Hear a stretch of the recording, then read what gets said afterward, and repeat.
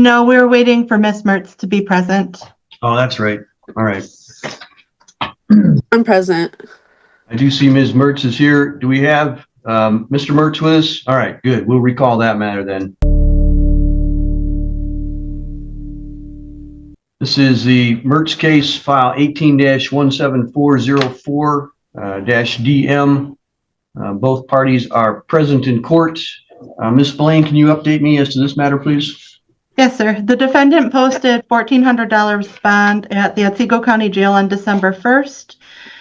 We would need to release the bond to the docket. And then also I wanted to note that we have done a new child support recommendation.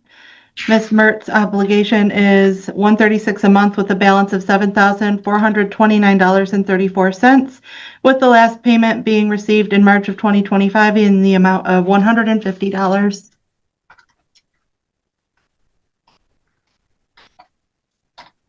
All right.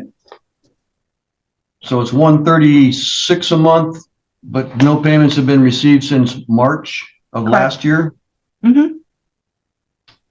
Ms. Mertz, what's going on? I'd first like to apologize for falling behind on my support and for also missing my court date last year, which issued the warrant. I was actually giving birth with my latest daughter at the time, and I was unable to make the court appearance. I've given birth. Congratulations. Thank you. Congratulations, by the way. So go ahead. Thank you. Over the last 2-3 years, I did welcome 2 beautiful children into the world, and I've found that daycare costs is just very expensive and not in my budget.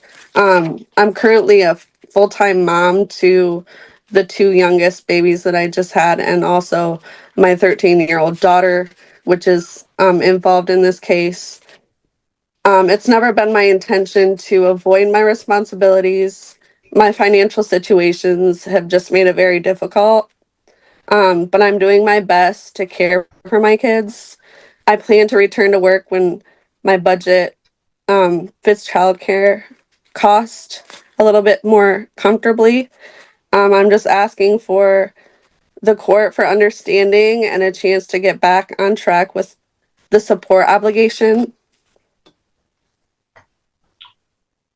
Ms. Spillane, were any daycare costs used in the child support recommendation in order in this case? No, but we did impute her income at minimum wage at 30 hours. All right. Ma'am, if you have current and ongoing daycare or childcare costs, those can be taken into account in your child support requirements. So if you want to submit those to the friend of the court and see if there's a certain threshold you have to meet before there can be a change in your court order. But if you wanted to submit those costs to the friend of the court to see if it would reach that threshold, there may be a reason to update that recommendation in that court order. Okay. So I can offer you that. Your Honor, Yes. I don't believe the 2 youngest are on this specific docket, so I don't know as though we would be able to factor in those costs for the babies. Well, they would be on whatever other child support requirements there are. So I suppose that is true if it's just the oldest child on this one. Yeah, it's just the oldest child on this case that I have full-time, and she doesn't have any daycare costs. It would just, I have 2 other children with someone else, not with the... Are the 2 youngest kids subject to court orders on child support? No. All right. All right. Well, before I get too far ahead of myself, let me back up to the bond issue. Ms. Mertz, do you have any objection to the bond that you posted being applied to the arrears on the child support? No, I don't. All right, we will then do that. We'll forfeit that bond and apply it to the child support. Are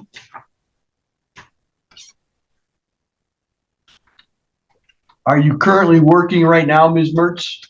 No, I'm a full-time mother. I take care of the 2 youngest and my 13-year-old daughter full-time. So no, I do not currently have like employment.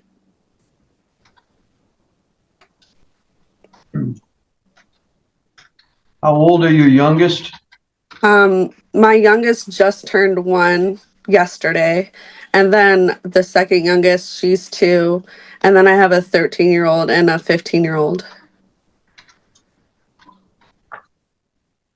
Is it the 15-year-old that's with Mr. Mertz? Yeah, he's with Mr. Mertz, full time. All right. Well, here's the deal. I understand and can sympathize with the desire to stay home with your kids. But the 15-year-old is not somebody that you can just say, oh, well, close enough. That's your child too. And he's deserving of the money to properly raise and care for him as well. I fully agree. So your child support amount is relatively small, $136 a month. I can guarantee you that it costs more than $136 a month to raise a child. I think you know that based on the other ones that you have in your household. So that amount needs to be paid. And typically what I require from most people is if you're not going to making your payments on time and in the full amount, you have to be actively searching for employment. That means making applications to try to get employment. And I recognize that that's difficult as when you got young babies at home, but that's the reality of your circumstances. You've got a wide age range in your kids, and a 15-year-old is probably eating Mr. Mertz out of house and home. I know he does every time he's here. So, and I appreciate that it appears that there's a good relationship with all of your kids. I'm glad to hear that. But the child support needs to be paid. So you're going to have to come up with a plan about how to do that.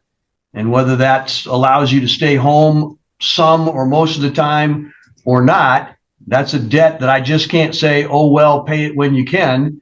It's an ongoing obligation. And I'm going to have to take some action against you if it continues to grow. Yes, Your Honor. So I'm going to give you a month to kind of work on how you're going to do that and what your plan is going to be for the future and where you're going to go and how you're going to get those funds. So we're going to be back here in 30 days or so. Ms. Spillane will set a new date. We'll get a notice out to everybody. And I want to have a plan in place from you as to how you're going to make your monthly payments. Yes, Your Honor. All right. So whether that means you need to go out and get a part-time job or whether that means you need to get a full-time job, I don't know. That's up to you. But the payments are $136 a month? Yes. And so that's what needs to be paid every single month. Mr. Mertz is entitled to that. Your son is entitled to that. And that's what the court's order is. So I have to enforce that. And do you have any questions for me, Ms. Mertz? Well, I don't exactly get support from him financially for the daughter that we share. And like you said, things are very expensive while raising children. She does have upcoming medical expenses. She has to get braces, which is quite expensive, that I also have to take into consideration with my budget. And she, there's just things like that, that I'm kind of marking down in the things that I have to plan for in my future as well.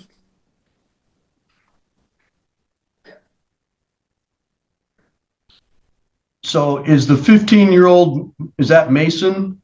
Yes. And you have Serenity at your house? Yes. All right. Ms. Spillane, have those two things been taken into account in the child support order? I believe so. Let me pull the file real quick and look at that. I do have paperwork stating how much her braces will cost from her orthodontist. And I also have to figure out insurance for her. so she can get that done. So the Well, I'm paperwork looking at, yeah, go ahead, Ms. Spillane. the paperwork that I have here shows that Ms. Mertz has the children 101 overnights pursuant to their parenting time order. If they're practicing something different, it may be helpful for them to file a motion to change the parenting time order, and then a new review could be done. Yeah, and it sounds to me like that they are doing something different, that Mr. Mertz has one child and she has the other child, which probably would change what the child support requirements are. And then if there are what are called extraordinary medical expenses, such as braces, that's not the ordinary kind of medical expenses that you would have.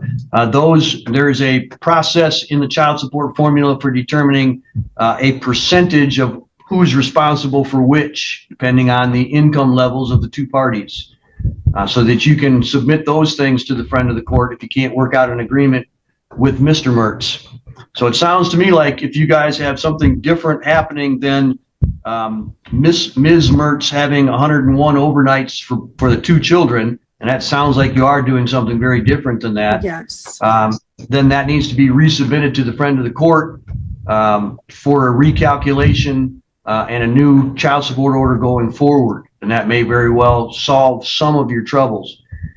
It doesn't change anything for today, and the order continues until there's a new change made, and that's your responsibility to get that new information to the friend of the court. And you can make a request and say, hey, Serenity is with me full time. I've talked to Miss Spillane about it, and she had said something about Mr. Mertz having disagreements on it. So she had just put in what was the original agreement, and that's why it shows the 101 days per year. That's what she's supposed to do until you either have an agreement with Mr. Mertz, or you file a motion to say, Judge, I want you to make a finding. Actually, it would be the referee first, but I want you to make a finding that Serenity is with me and Mason is with him. And then the court can issue a new order that is what the current parenting time and child custody arrangement is, and then child support is based on that. Okay. So you got to follow through with the legal steps to do that. So if you can reach an agreement with Mr. Mertz about what you've done informally, then you can submit that to the friend of the court, and they'll change the child support or make a recommendation to change the child support accordingly. If you can't reach an agreement with Mr. Mertz, then you need to file a motion, and Ms. Spillane has the forms to do that for you to file the motion, and that'll go in front of the referee, and he'll decide what the custody and parenting time is or should be, and then child support can be changed based on that. Does that make sense? I do, yes, and I do. She had emailed me the paperwork to fill that out, and it's been the holidays. I just have to get it turned into her, so I'll be doing that later on today. All right. Well, what I'm going to do is I'm going to schedule for next month a status conference, basically just another one, a short one of these hearings to kind of find out where we're at, to make sure that you're not just dragging your feet a little bit, because right now the court order says that you owe $136 a month, and you need to pay that.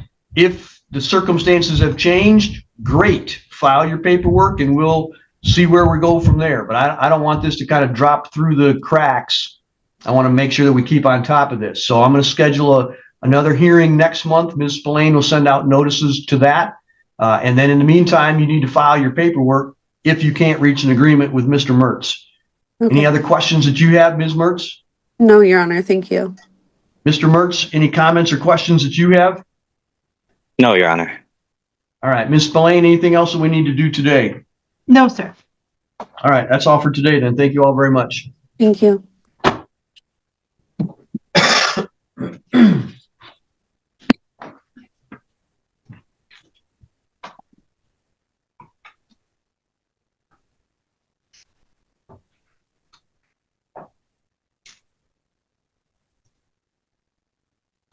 Next matter is Bethany and Mark Osborne That's file 23-19403-DM.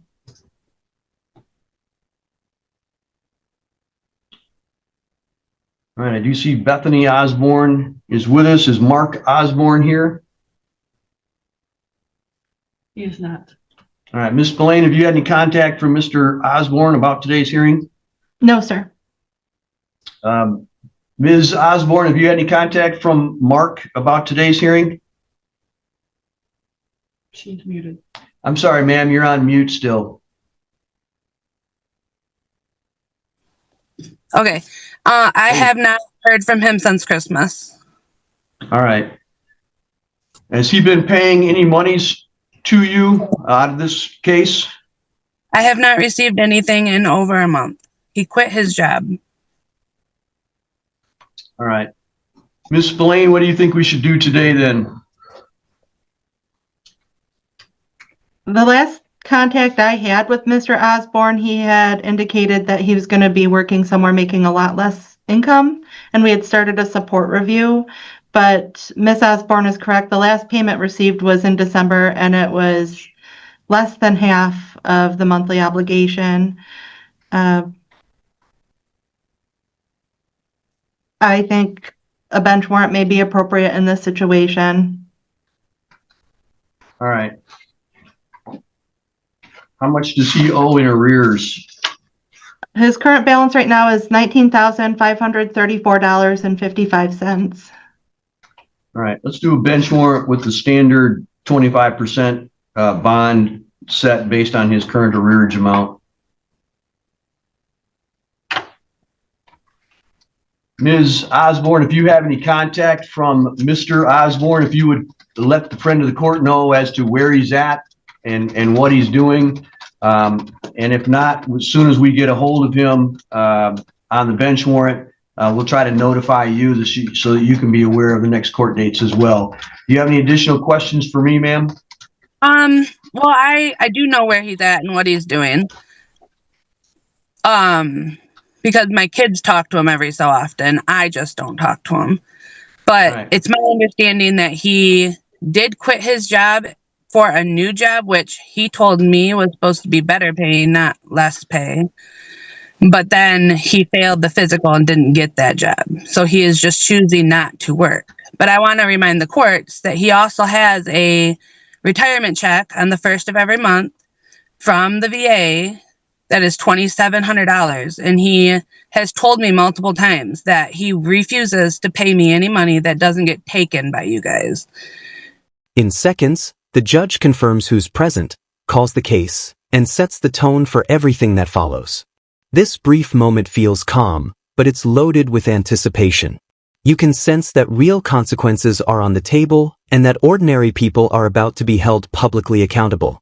It's a raw opening that pulls you in immediately, making it clear this isn't scripted drama. It's real lives, real tension, and real authority in motion. I know Miss Spillane has tried to help me with the VA, and the VA makes it very difficult. I was just wondering if there's any other steps there. Unfortunately, probably not.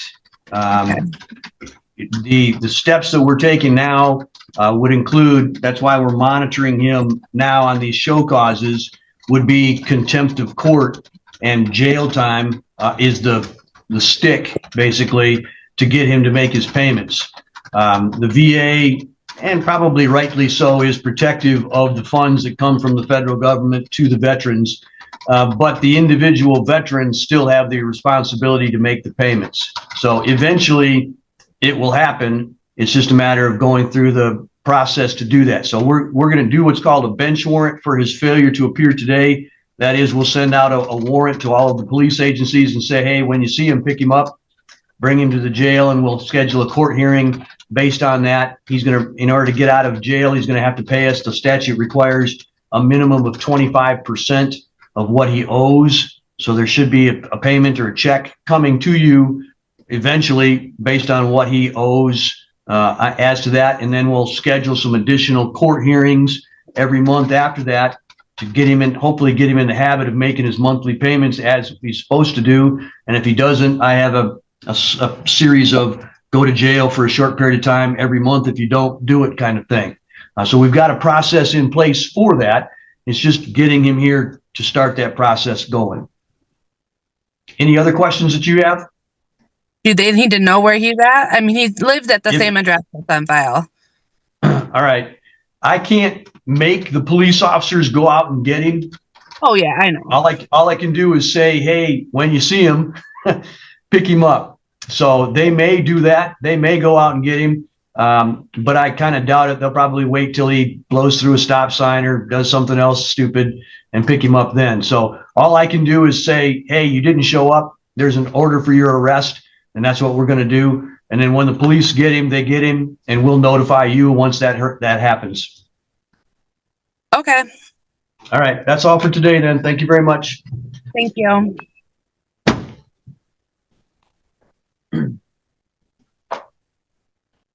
Alright, guys, this is where the heart of the case unfolds. A mother stands before the judge, apologizing, explaining missed payments, missed court, and the crushing weight of childcare and finances. At first, the courtroom feels sympathetic, even human. But slowly the tone shifts. The judge listens, acknowledges her struggles, then draws a hard line between hardship and responsibility. When the bond is forfeited and applied to arrears, the message becomes clear. Empathy does not erase obligation. This segment builds quiet suspense, ending with a warning, fix this, or the consequences will escalate.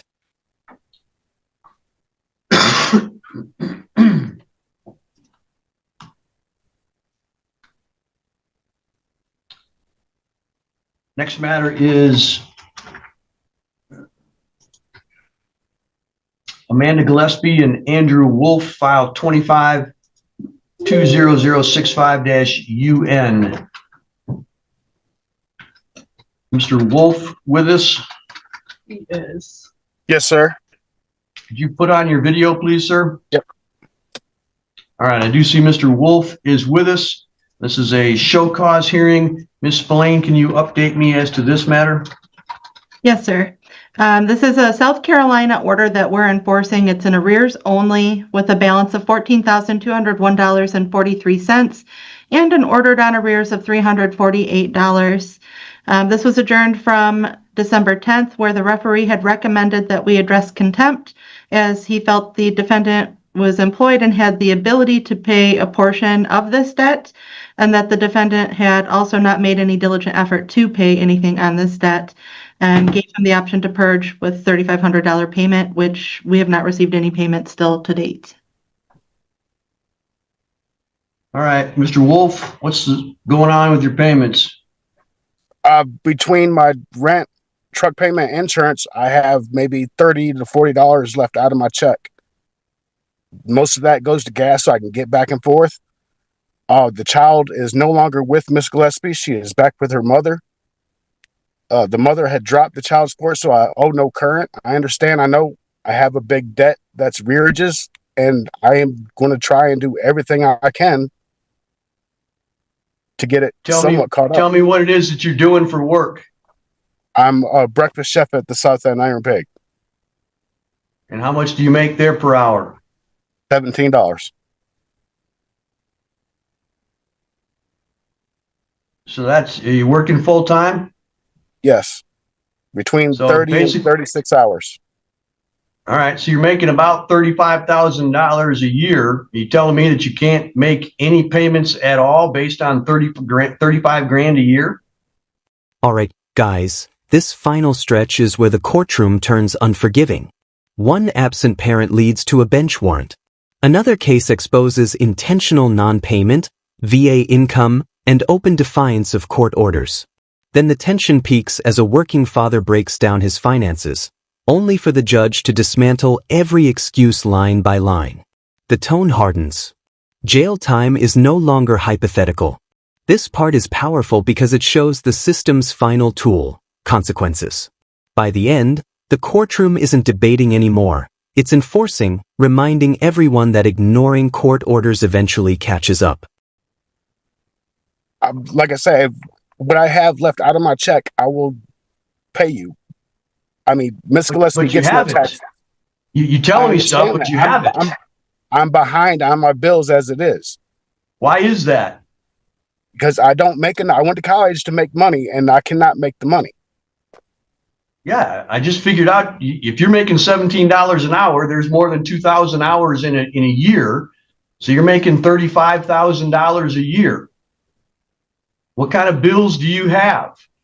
I have a $600 truck payment, a $200 truck insurance payment, and a $650 rent. But by the time I get my check every 2 weeks, it's between $900 and $1,050, and that don't even cover my bills monthly.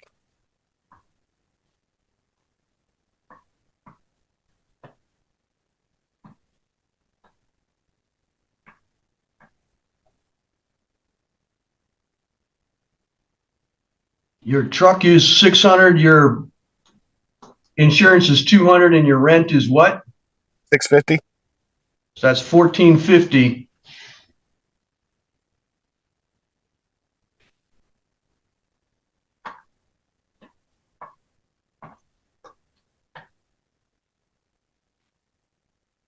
So if I take your 35 grand, take away the taxes, that's 25 grand. I punch in your expenses for each month that you just told me. That amounts to a little over 17 grand. You got $8,000 a year. So over and above your expenses, that's $666 a month that you should be able to have available to pay the court your child support arrearage. What are you doing with the $600 a month? I don't see how it's 600 something a month, because by the time I pay my bills, if I didn't work at a restaurant, I wouldn't have no food. What kind of truck are you driving? A 2011 Ram. And you're paying $600 a month for it? Yeah, I got it from a dealership. Why in the world would you buy a truck that costs you $600 a month? I needed the vehicle so I can get back and forth to work, so I didn't lose everything again. I'm tired of starting over. Are you telling me that you can't find a vehicle for less than $600 a month? At the moment, no. You're out of your mind. You're absolutely out of your mind. I'm 63 years old. I've never paid $600 a month in my life. I don't buy a new vehicle. I don't buy a big vehicle. I buy a vehicle that gets me back and forth to work. I understand. $600 a month for transportation is ridiculous. I know. You can buy a new truck for $600 a month. Sell that sucker and get yourself something that you can drive back and forth to work with. I understand that, but if I let the truck go, then that's going to put me farther back, my credit back, and with the credit that I have now, it's 485. I don't understand. I'm lost. What you're telling me is you made a bunch of bad decisions about where your money goes, and now you're crying to me about it. No, I'm not crying, Your Honor. I'm trying to let you understand that I am struggling. I barely have my head above water. How much do you owe on this truck? 11,000. How long have you been paying on it? A year. I've been at my job a year. I got this truck right after I started this job.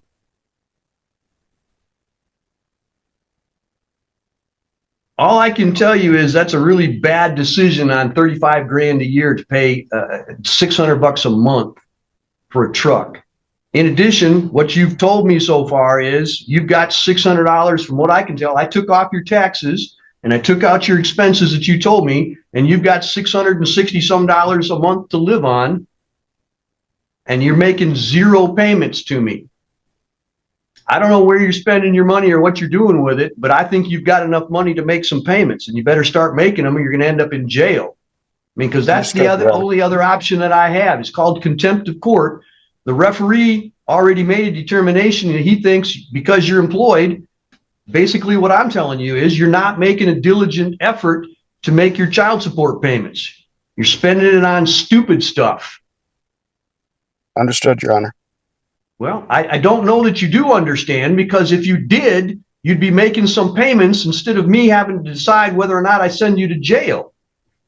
Please don't send me to jail, Your Honor. Well, then start I get making paid some today. payments. I get paid today. As soon as I get out of work, I'll go to the bank and I'll call the friend of court. I just won't make my truck payment. You do whatever you need to do, but stop making silly purchases that worsen your financial condition. I mean, if you need to go talk to somebody about how to regulate your income and how to make wise decisions, there are people in this community that can help you with that. DHHS may be able to assist you with some services, or you may be able to find somebody that they can send you to help you with financial decision making.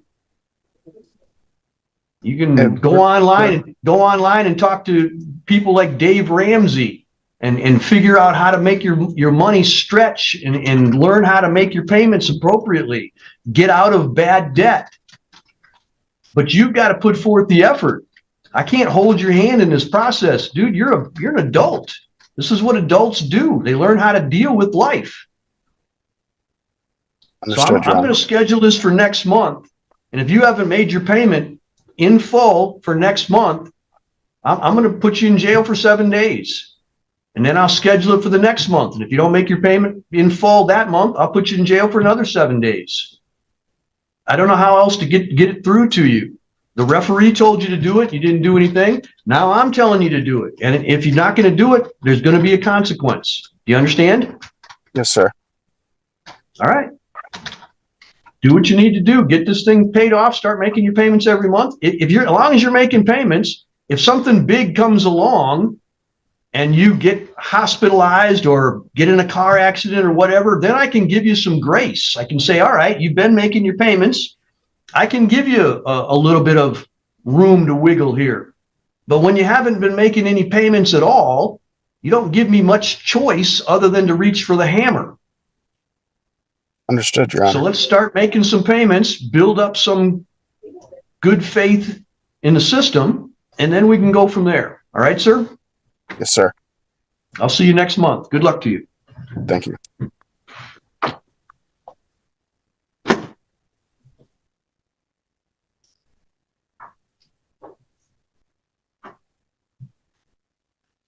There's nobody in the waiting room and there's no other cases. We're early for the Clement case. All right, so that'd be the last one? Yep. That's not till 10:30, so I do not have. no Haddix or Vandercook? Correct. All right, I'm gonna call that case now. All right. Next matter is Kayla Haddix and Christopher Vandercook, file 21-18452-DS. It's originally scheduled for 9:30. It is now 10:01. Ms. Spillane, have you had any contact from Ms. Haddix? No, sir. However, the payments have been coming in, actually exceeding her monthly obligation, so I would be comfortable with dismissing this case. Let's do that then. That works out just fine.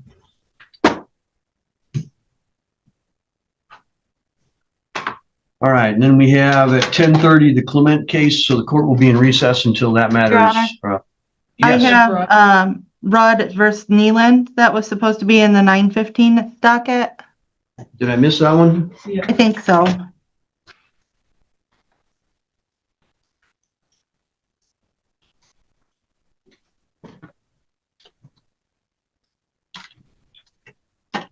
All right. This is the matter of Caitlin Rudd and Zachary Neeland, file 17-16887-DP. Neither party are present. This matter was set for show cause today at 9:15. It is now 10:05. Looks like notice was sent out from the friend of the court's office for today's hearing, dated September 29th of 2025. to Mr. Nealand at 3500 Woodland Court in Elmira, which is the same address that he has had for a number of months with the, on file with the court. Ms. Spillane, where are we at with this case? So he was last before you on September 26th, and we had adjourned to monitor his efforts to obtain employment and make payments. I have not had any contact with Mr. Nealand since then. The last payment was in May of 25 in the amount of $600, and his balance is currently sitting at $697.29. Support is still currently abated as he had been incarcerated for some time, so that we would also ask that you refer child support to friend of the court so we can do a new review and potentially start getting some income back in. Who was the gentleman that we had from the rehab facility? That was Mr. Newton. Okay, I got those two mixed up. That's why I passed the Nealand case, because I thought we'd done that with Mr. Newton. All right, it does appear to me that Mr. Nealand has not made his payments, and we were holding we were doing abatement, and it appears that that should be referred to the friend of the court for a new recommendation. So we will do that. Is there any other relief that you'd request, Ms. Spillane? Not at this point. I think maybe if we could adjourn it out just to see what happens with this new recommendation, maybe 3 months or so. I'm just wondering if we need to do anything on the show cause for his failure to appear.